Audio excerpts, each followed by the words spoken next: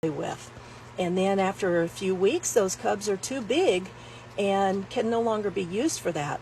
That means they're no longer profitable for these people, so they will discard them into the private pet trade or worse. And that means these cats are doomed for life in cages. And so working to end that root cause will stop the flow of cats in cages. So if you really hate seeing big cats in cages like we do, then instead of complaining that these are in a cage when they can't go free, do something. Help us end the root cause of so many big cats in cages. And there's a really easy way you can do that. If you go to Big Cat, she's hiding behind those trees, marking more trees. If you go to bigcatact.com, there's a super easy way for you to make what we call the call of the wild. And what that is, if you input your name, phone number, and address, the secure system will look up who your lawmakers are, your state representatives and senators for your area.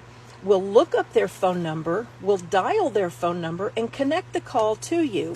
All you have to do is, when they get on the phone, and you will usually be talking to either an answering machine or a volunteer taking messages, you just simply say, please ask your boss to support the Big Cat Public Safety Act.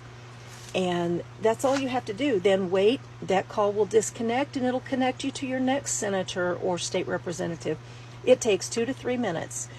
About the length of time that it takes somebody to type a comment that they're complaining about these cats in cages, they could actually spend that time doing something productive that will end the cycle, that will put a stop to the flow of cats doomed for life in cages.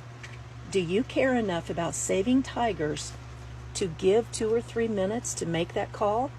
If you do, please go to bigcatact.com. That's bigcatact.com, and give 2 or 3 minutes to make that call of the wild, to let your lawmakers know that you want the Big Cat Public Safety Act passed. And what that will do is stop the flow of cubs being born for the public to play with and then discarded into the exotic pet trade, creating more and more cats that need to be rescued and spend their life in cages. You can make a difference if you care enough to give 2 or